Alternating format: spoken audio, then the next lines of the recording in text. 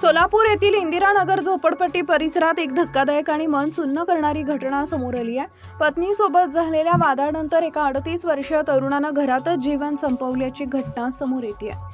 जाकीर अब्दुल रजाक पटेल असं मृत तरुणाचं नाव असून आत्महत्यापूर्वी त्यांनी पत्नीसाठी एक भावनिक व्हिडिओ तयार केला असल्याचं उघडकीस आले आहे।